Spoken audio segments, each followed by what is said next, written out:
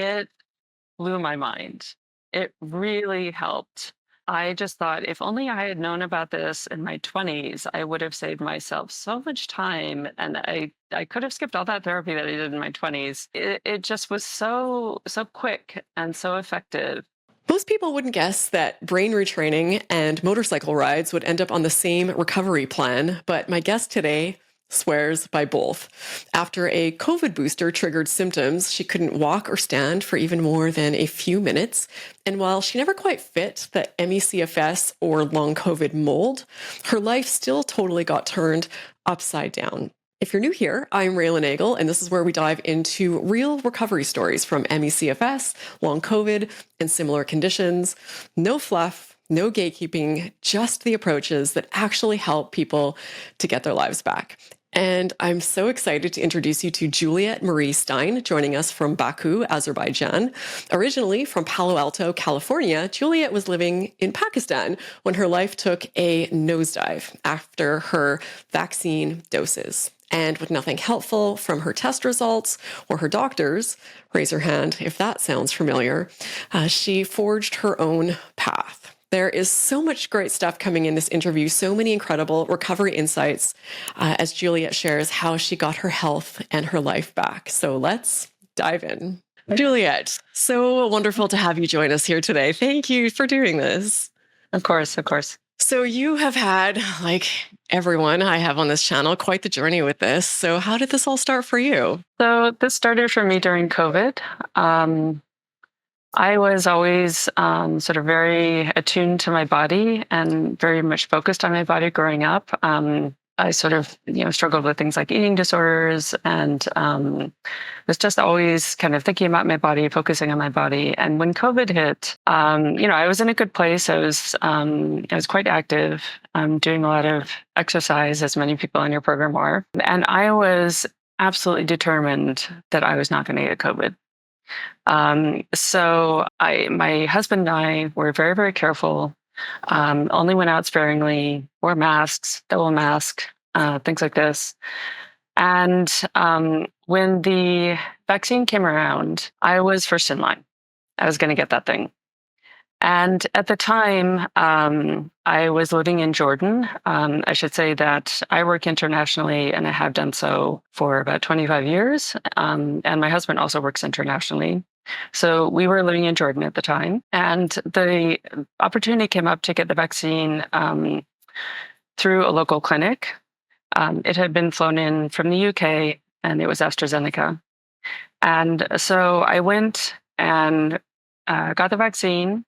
Everything was normal and, continued sort of with my normal activities. I think it was about a month or a month and a half later, I was due to travel home to California to see my dad. And I didn't have a chance to get the second AstraZeneca before I traveled. So when I got home, I went and I got a Pfizer. And at the time, nobody was mixing vaccines. It was a little bit early in the pandemic, but I was an innovator, and I decided to just go ahead and get the Pfizer. But because I was traveling a lot internationally, I didn't want anyone saying that I wasn't vaccinated because I had one AstraZeneca and one Pfizer. So I thought about it, and I decided that I was going to go ahead and get the second Pfizer. So that I had sort of like a full set of vaccinations. So I did that, got my second Pfizer. Again, everything normal. Felt a little bit sick after the vaccinations like everyone else, but, felt fine, doing fine. Later that year, we moved to Pakistan. And so again, living in Pakistan, Christmas was coming up and it was time for me again to go home to see my dad. And he's getting up there in age. So I wanted to try to get a booster before I went home and sat on a plane for 24 hours. Flying from Islamabad to California is a really long trip. And so there was an opportunity to go to a government vaccination clinic in Islamabad. And I signed up and I went. The whole vaccination process at the government clinic was a bit odd. There was, you'd sort of go, you'd register, and they'd ask you to fill out a form, and I filled out a form, and they asked you what vaccine you wanted to receive, and I said Pfizer, because that's what I had been receiving to date. And then they sort of, pointed you to a room, went to a room where there were a couple of women sitting at different tables with a picnic cooler under the table where they were storing the vaccines. And so they pointed me to a table. I sat down and without much conversation, received this vaccine. And I asked the woman at the time, both before and after, I said, "Is this Pfizer?" She said yes. And so I thought, all right. Bit of a strange experience, but I knew other people who had gone to the same vaccination center. They were fine. And so I received, again, a Pfizer booster. I left. Again, nothing untoward, felt fine. I would say the one thing that I noticed was that I had a slight metallic taste in my mouth right after I received the vaccine, which I thought, well, that's a bit weird, but it's probably just nerves. I sort of continued on. And I was scheduled to travel back to the US about 2 or 3 days later. I was feeling okay, a bit tired. I flew home back to California. Because it was COVID, I was spending, I think I spent about 4 or 5 days in a hotel before I went and lived with my dad. And during that time, I got there and I remember the first day I was there, I wanted to go for a run. So I got up. This was quite normal for me. I run all the time. I got up, but went for a very short run, and it just felt awful. I just couldn't figure out what was going on. I just thought, I must be tired from the trip. It's a long trip. Maybe I'm dehydrated. And started to get lots of other kind of strange symptoms. But again, I just sort of dismissed them as jet lag, fatigue, dehydration. I went to the pharmacy and bought like one of these like Pedialyte things and drank like a liter of Pedialyte. Felt slightly better, but it just I just never really, felt myself again. That, over the course of that Christmas break, those symptoms that I had, which were primarily sort of heart palpitations, numbness and tingling in my hands and feet, paresthesia, which for people who don't know, it's this feeling of like sort of like bugs crawling all over your skin, and other like very strange symptoms. Like I couldn't feel my nose at one point, just really strange things going on. But I just thought, I don't know what's going on. Something's going on, but who knows? I should say at this point that I had 1 or 2 other brief episodes of these kinds of symptoms, numbness, tingling, paresthesia, before COVID. And they sort of came and went spontaneously. I saw a neurologist, checked for MS, had an MRI, nothing found. It went away by itself. And so the neurologist basically said to me, "We don't know what it was. It went away. Hopefully it'll stay away." But this time it really came back with a vengeance. Quick interruption. If you're working on your recovery from chronic fatigue syndrome or long COVID and know or strongly suspect that brain retraining and nervous system regulation will be a key part of your recovery process and you'd like to learn more about this, you can join the completely free 5-day brain training course linked in this video's description. No credit card required, no strings attached, just key information and strategies delivered straight to your inbox to help propel your journey forward. You can use the link pinned in the comments below and also in this video's description to sign up. By the end of the vacation, when I was heading back to Pakistan, I wasn't really struggling with mobility, but I just couldn't really stay on my feet for very long. I had a lot of numbness. And I got back to Pakistan, and about a week after I arrived in Pakistan, my symptoms were continuing to worsen. Again, I had no idea what was happening.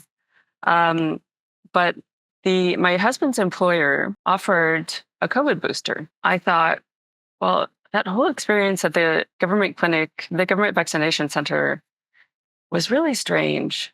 And I'm not really sure what I received. And I'm not feeling well. And I'm having all these strange symptoms that I've had previously, but they're cropping up again. Sort of nervous system issues. And I don't know what's going on, but I sure don't want to get COVID.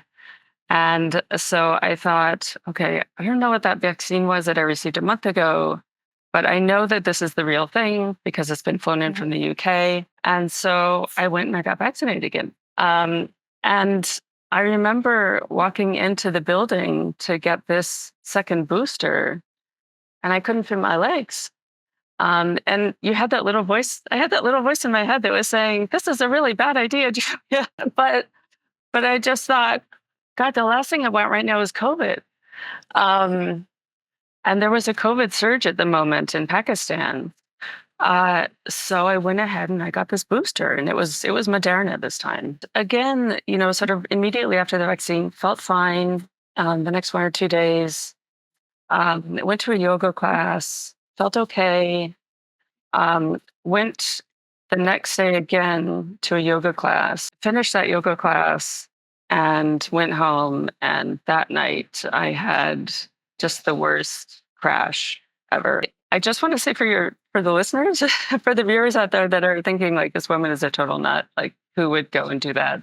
5 COVID vaccines in the space of 12 months. There was something about me that I was not going to get COVID. And B, I had been listening to a lot of stories about long COVID at that point. And I had something in my head. I was sure that if I got COVID, I would get long COVID. I was just like, that is me getting this. So that's why I was just so intent on taking the vaccine to avoid COVID. So I had this after the 5th vaccine. I had no idea what was going on. I woke up that evening in bed, late at night in bed, and my whole, like every nerve in my body was just on fire. And from there on, I just started to deteriorate really, really quickly. I think, I had a general practitioner, just a primary care physician in Pakistan, who I trusted. I went to see her, and she kind of checked me out and was like, I can't find anything wrong with you. We did blood tests, checked my heart rate, checked, everything else that was going on. And she just really couldn't find anything wrong with me. Everything came back normal. But I was clearly having issues. I think at my worst, I couldn't feel my legs, was numb probably up to my torso. My hands were numb. I couldn't stand for longer than 2 or 3 minutes without my legs beginning to shake. I had terrible insomnia, couldn't sleep, was sleeping 2 or 3 hours a night, was sort of super alert. The paresthesia all over my body. I remember I had it everywhere. I had it on my eyelids. I had it like inside my ears. It was just awful. And I felt that my heart was not really right. So I kept getting worse every day. My husband and I we just thought, well, let's see what happens. Let's see what happens. But actually every day I woke up, it was worse. And so finally I talked to my physician again, and she said, if you're really feeling this bad, you should go to the emergency room. And I thought, we're in the middle of a COVID wave. The last thing I want to do right now is go to a hospital in Pakistan in the middle of a COVID wave and sit there for who knows how long. So I stayed home and I booked a ticket to go back to California.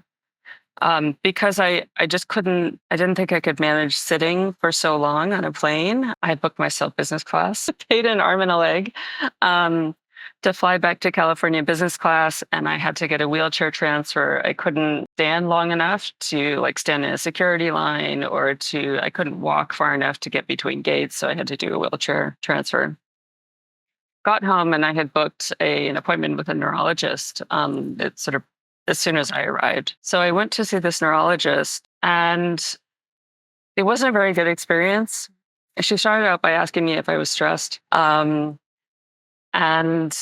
she just couldn't find anything wrong with me. Once again, despite all my symptoms, everything I was describing to her, everything that happened over the past week, she couldn't find anything really wrong with me. Something had to do blood tests. We had an MRI, nothing wrong. But I wasn't satisfied with that, and I didn't really appreciate the interaction with that particular doctor. So I went to see a second neurologist. He was much more thorough and I think much more thoughtful, but again, couldn't find anything wrong with me. I did at that point, after kind of discussing things with my dad, who is a retired physician. He sort of said to me at one point, he said, I'm not sure what you received in Pakistan. Are you sure it wasn't the vaccine? And I thought, but I've received the vaccine 3 times already and I was fine. Why would this time be any different? But that got me thinking, and I did mention it to the neurologist, the second neurologist, after he had examined me. Again, he couldn't find anything wrong. He just said the only thing he could really find wrong was that my reflexes were sort of overactive. He said you usually only see that in someone who's like hyper aware or has been traumatized. But I mentioned it to him at the very end of our consultation. I said, I have to tell you something I received. COVID vaccines. Do you think it could be related? And we discussed the timing a little bit, and he said, yeah, it could be the COVID vaccine. And he said, but you should be fine. There's nothing wrong with you. Just give it time. I'm sure you'll recover. You're healthy. Otherwise, don't just try and relax and give it some time. So I did. I spent a month in California, tried to relax, did, gentle walking, this kind of thing. I thought I was getting better, but then I returned to Pakistan. I just really struggled. I just couldn't find my way out of it. I started developing post-exertional malaise. So every time I tried to do something, I wouldn't even say exercise. I would just call it like light physical activity. I would crash. And that light physical activity could be anything from like walking across the room, going up a set of stairs really slowly, or just lifting something up that was heavy. I could get a crash from that. And when I crashed, I'd have to sort of rest for a good 2 or 3 days before I could really do anything again. I would say that the one thing about my symptoms that was maybe different from most people who develop like chronic fatigue or fibromyalgia is that I never had any cognitive fatigue. So I was really lucky in that sense. I was just very awake. And my body, my muscles and my body were very tired, but I never felt the urge to go sleep. I continued to work because I'd been working remotely, so I continued to work remotely. But that's how it all started. I mean, from there, it took me 3 years to get to this point where I was able to sort of find my way out of it. Wow. So, oh my goodness. I find it very interesting that you found a physician who was willing or, connecting the dots between the vaccine and your symptoms, because I don't think that's common.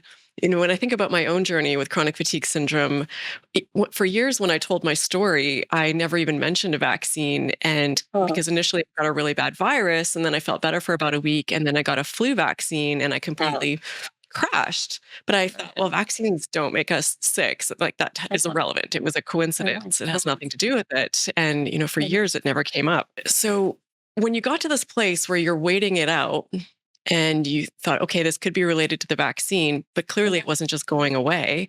Did you do like many of us and go down the Google rabbit hole of trying to figure out? So what did that look like for you? Yeah, I started Googling just all kinds of random exotic diseases that this could possibly be. Bought a thick textbook on peripheral neurology. I thought it was just peripheral neurology. And just got lost in this sort of, these rabbit holes of what's wrong with me. And I think the most difficult thing is that everybody's telling you, as you know, there's nothing wrong with you. There's nothing that anybody can find that's physically wrong with you. But obviously my body was not the same. So I did, I suppose the like lucky thing, if we can say it was lucky, was that this happened during COVID. And so I had the benefit of different podcasts and different YouTube channels that were popping up that talked about long COVID. And so that was really all I had to work off of, because the doctors that I had seen, I also saw a rheumatologist when I was in California who also agreed that it could have been caused by the vaccine. But, it was the long COVID sort of YouTube channels and podcasts that sort of began to point me in the right direction. There was a podcast that I used to listen to quite often called the Long COVID podcast that's done by a woman called Jackie Baxter. And she, at one point, interviewed Dan NEUFFER. Actually, she didn't interview Dan NEUFFER, I'm wrong. She interviewed someone who had taken Dan NEUFFER's program or finished his program called ANS REWIRE. I thought I could try that. I thought, her recovery story sounded like her symptoms sounded very similar to mine. And so that was really what directed me to Dan NEUFFER and his program, ANS REWIRE. And it was really, I credit his program with sort of putting me on the path to recovery, because before then, I just had no idea what I was doing. I would, as I used to do, just like try and push myself physically. And that just didn't work. Anybody who knows chronic fatigue knows that it doesn't work. So he was the one, it was his program that really sort of like taught me how to approach my recovery. And when I finished his program, that's when I sort of began to gradually improve. But there were many, many things that I tried successfully, unsuccessfully as well, that along my way to recovery. Yeah, Jackie Baxter and Dan NEUFFER are incredible. I've had them both on the channel, Dan multiple times. So for listeners, I'll link those interviews in the description, because just a really both such caring individuals. And Dan has figured this out, decades ago on his own journey before anyone had any idea. Just, sick, he started researching and started thinking, okay, it must be this system, it must be that. Right. So just, so much experience and insight. Yeah. It's interesting too, though, because you say you're fortunate because it was the pandemic. We had these long COVID podcasts, although yours, directly wasn't that. Yours was more a vaccine injury route, which frankly, no one was talking about. And even when I have people come on the channel, or very cautiously, or they're being shut down or censored. Because when I interview people, it's getting better now, but people be like, can I say, vaccine in the interview, or do we need to use a code word? Because, YouTube will take it down if we mention these things. So how did you make that connection in your head that even though I haven't had COVID, I think this long COVID route or resources is going to be relevant for me? Yeah, it's something I really struggled with. It seemed to be the closest to what I had, that and chronic fatigue, although again, I never met the diagnostic criteria for chronic fatigue because I didn't have the brain fog. But it's definitely something that I really struggled with, because I just didn't know whether a program that was designed for people with chronic fatigue or a program that was designed for people with long COVID would work for me. And so I think as a result, it was hard to believe in my recovery. And I did, I went through the motions and I did everything, and I saw myself gradually improving and able to do more. But there was a part of me that was like, but I don't have long COVID or I don't have chronic fatigue. I had a vaccine. One thing that helped was Dan NEUFFER in his program. He does also say that his chronic fatigue was kicked off by a vaccine. And so I thought, oh, okay, that's really good to know. But I don't really, of course, the vaccine issue is, especially in the US, is quite political. I don't exactly blame the COVID vaccine. I think, like many of the people who have been in your program, there was sort of a long history that built up to this. And the COVID vaccine for me was the straw that broke the camel's back. It could have possibly been any vaccine. It just happened to be the COVID vaccine. Had I at that time received some other kind of vaccine, would the same thing have happened? I'm not really sure. I think I probably just really, because I had so many boosters within such a short period of time, really just set my body off. But yeah, it was difficult. I just kept questioning, like, is this the right path for me? Because my story is not the same as everyone else's story. There are a couple other things that I tried early on that really made a huge difference for me, along with Dan's program. I noticed early on that my symptoms were often driven by hormones and where I was, in my cycle. And I'm 53 at the time, or I'm 53 right now. I was 50 at the time that I got sick. And so obviously, I mean, the hormones just aren't there to support us anymore when we're women and we're 50. So as soon as I noticed that, I went to my primary care physician in Pakistan and I said, I've noticed this about my symptoms. They can get better one day, and then, right before my cycle, they get much, much worse. Could you put me on hormone replacement? And she agreed. She said, yeah, there's probably something to, your hormone cycle probably drives the symptoms. It makes sense. They drive symptoms in healthy people as well. So she put me on hormone replacement, and that made a massive difference. Just in the sense that I could get up in the morning and sort of know what to expect in my body. I remember the first day I took it, I slept through the night, and it was probably the first time I slept through the night in months. And then, I'd get up in the morning and I would feel like I could sort of reliably do a bare minimum of physical activity. Like I could reliably go shopping, or I could reliably, move around the house without overdoing it. We had a small park across the street where we lived in Islamabad, and there was an 800-meter track in the park. And so I used to go and do circles around this park, just go in circles. And I would walk so slowly, I'd have like toddlers. But, it's just once I started the hormone replacement, I could reliably get outside. And so that made a massive difference. At one point, my primary care physician, also in Pakistan, said to me, people with fibromyalgia will often take an antidepressant because it can help with the muscle pain. And maybe you should try that. And I said, but I don't have muscle pain and I'm not depressed. I mean, I am depressed, but I'm not depressed. I'm depressed because I'm sick, right? And she said, yeah, but the brain is a strange thing. Some people experience pain. Some people experience fatigue. And at first I just rejected it because I misunderstood what she was saying. I thought she was saying, you should take an antidepressant because you're depressed.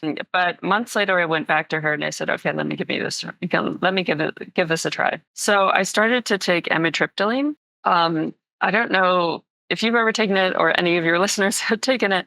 It's a difficult drug because it puts you to sleep. So I used to microdose. I would take like a tiny little 15 milligram pill and cut it up into quarters and take like 1/4 3 times a day.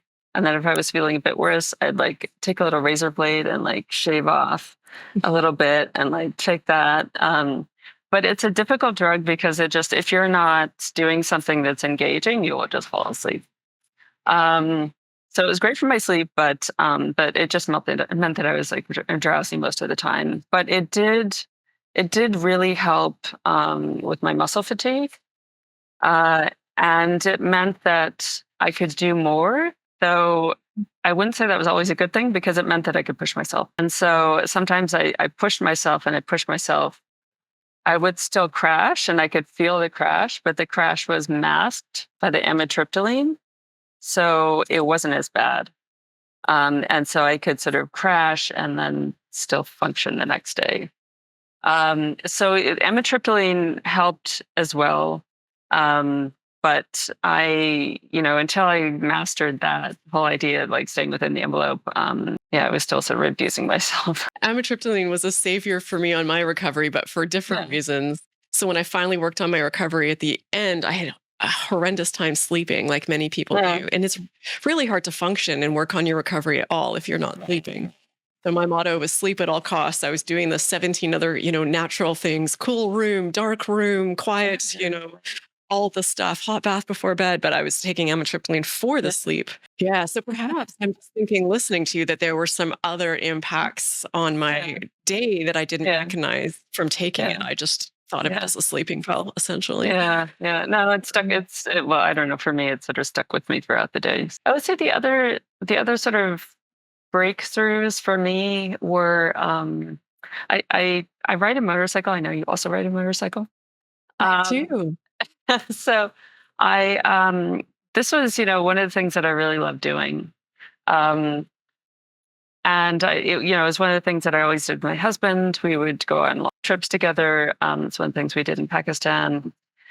And when I got sick, one of the first things that I tried to do again was to get back on my motorcycle. And I admit that I had, at the time when I first started to ride again, I had no business being on a motorcycle. I was really weak. Even just like stopping at a stoplight, putting your feet down, I would start to get fatigued. I knew that if the motorcycle broke down, I had to stand by the side of the road. I couldn't do it.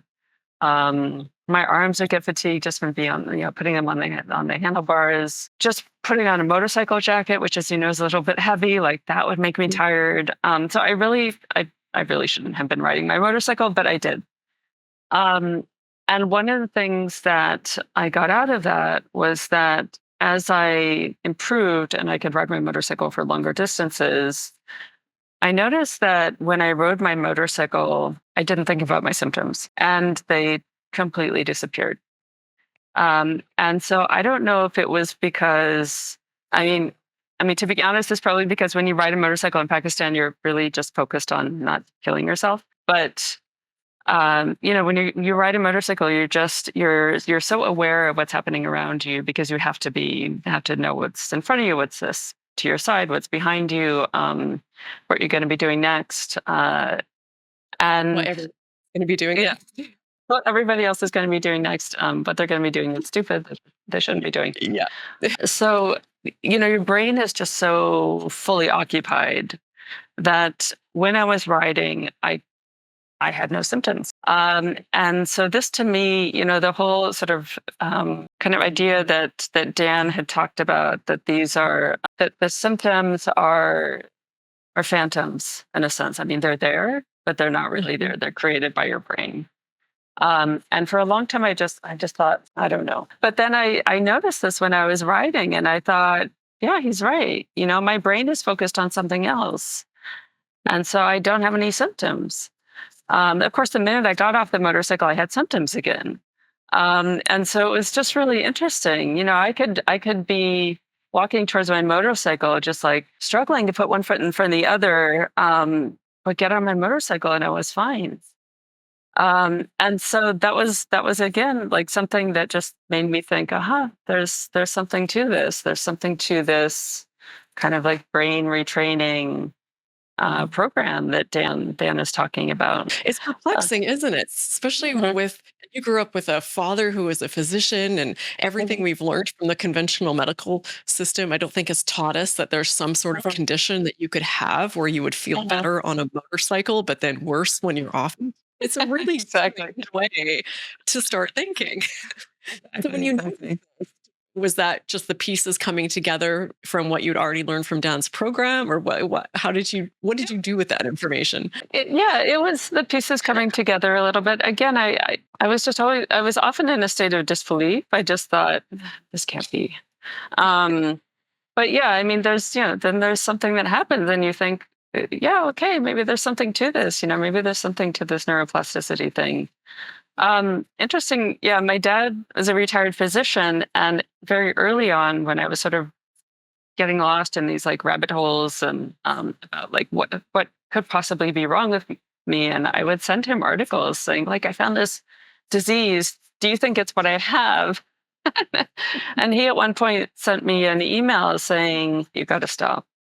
He's like, I have had patients in my career who suffered from an illness and spent so much time obsessing about the illness that they never recovered. I'm sure it's because of their mental state.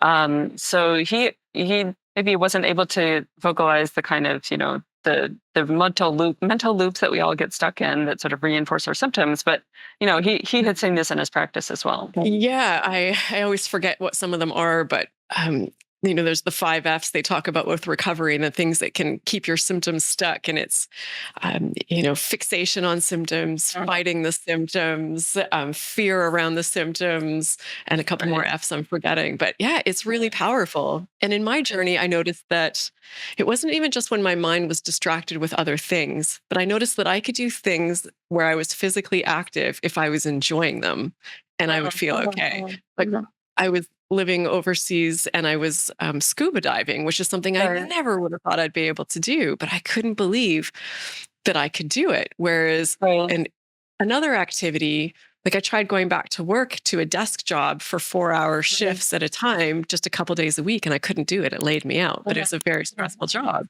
So yeah, it's our thoughts around it, our stress Yeah. levels, our fear, so many different things. Because even Yeah. the motorcycle is fear inducing, but in a Right. completely different way, not in the Right. like, my body's broken. I'm never going to recover. I'm going to be sick Exactly. for the rest of my life. Exactly. Because we're Yeah. built to manage fear. We are resilient. It's not that we have to live in this pristine bubble where there's no stress and everything that's okay. It's just a lot of it's Right. around our thoughts and fears around our health and That's true. our And thinking. I was very, very fearful about my health. I had been, I was, really fit before this happened. I, like many of your viewers, did some like rather extreme things in terms of physical activity. I did an Ironman triathlon. I would go on like really long hikes, really, really long bike rides. Um, so I was fit, and I very much appreciated everything my body could do, but I also abused it. I know I didn't support it correctly. That's part of how I ended up in this state. Um, but I also so there was something else that you said. I wanted to say. Aside from the motorcycle riding, I also noticed that my symptoms could be quite random. Um, so, of course, driven by physical activity, if you do too much, you get more symptoms. But there were times when I would get symptoms and I had no idea why I got them. And there were times when I had symptoms and then 5 minutes later they would just disappear. And again, hadn't changed anything. Nothing had happened in those 5 minutes, but they just went away. And so that again sort of convinced me that there was nothing really wrong with me. There's nothing physically wrong with me. There's nothing wrong with my muscles. Probably nothing wrong with my nerves.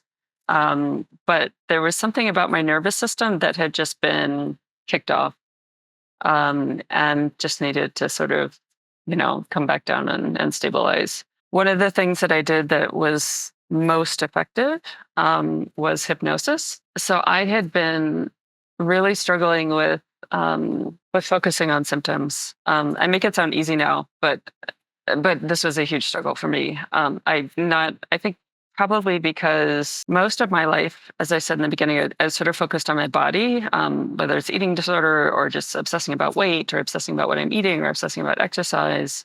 I have always focused inwardly. And so I had to really try to unlearn that behavior.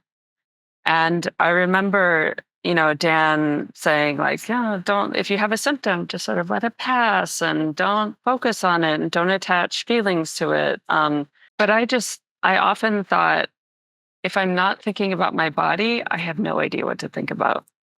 Um, like just that was my habit. Everything I had done up until then, it was just like my body, my body. What is my body doing? How's my body feel? And being sick just made it worse. So I almost had to learn like what to think about.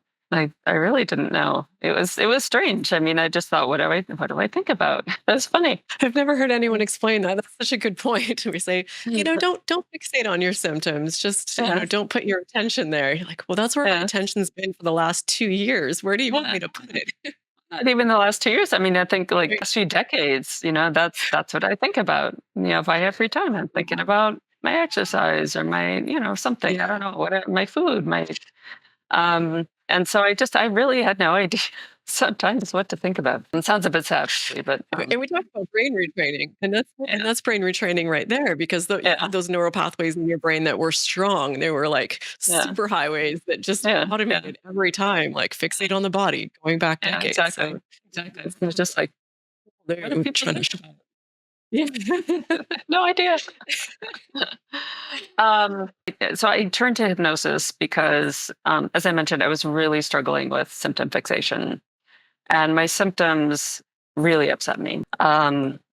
So I had a call with Dan actually, and he just sort of threw out. He's like, "Well, why don't you try hypnosis?" And I thought, okay, might as well give it a try. So I contacted somebody in the Bay Area who was a hypnotist or hypnotherapist. And we did several online sessions, and it blew my mind. It really helped. Um, I just thought if only I had known about this in my 20s, I would have saved myself so much time. And I could have skipped all that therapy that I did in my 20s. It just was so quick and so effective. And I didn't really, we had 4 or 5 sessions. After the first session, he said, okay, session's over, go about your day as normal. Maybe you'll notice a difference, maybe you won't. I'll speak again in a week. So I just sort of went throughout my day and went on my walk, did a circle in the park. I normally would have spent all that time just like obsessing about my symptoms, but I noticed that I just couldn't focus on them. I would try to think about them and then it would just like drift away. Like the thought would just like drift away from my head. And I was just like, interesting. It was the strangest thing and it was so effective. So I think if there's anybody out there who is really struggling with symptom fixation, I would suggest hypnosis, or I would suggest neurolinguistic programming. Now that I know a little bit more about neurolinguistic programming, I see that what he was doing was really a combination of NLP and hypnosis. But it was super effective, really good. I've had a lot of people that I've interviewed mention hypnosis as being a key part of what helped them to get past what they're going through. So definitely helpful for a lot of people. And you mentioned brain retraining and nervous system work. So were there specific things that you were doing around that in addition to the hypnosis? Because I know it's all tied in, the symptom fixation. And I'm going to be honest, I'm going to say, for me, the key to recovery was probably the hypnosis. It was probably finding some medications that helped stabilize me. And then I think as my body stabilized with the support of the hormones, the amitriptyline, after about maybe a year and a half later, I switched from amitriptyline to Cymbalta, which is also known as duloxetine. And that was far more effective for me, and it didn't put me to sleep.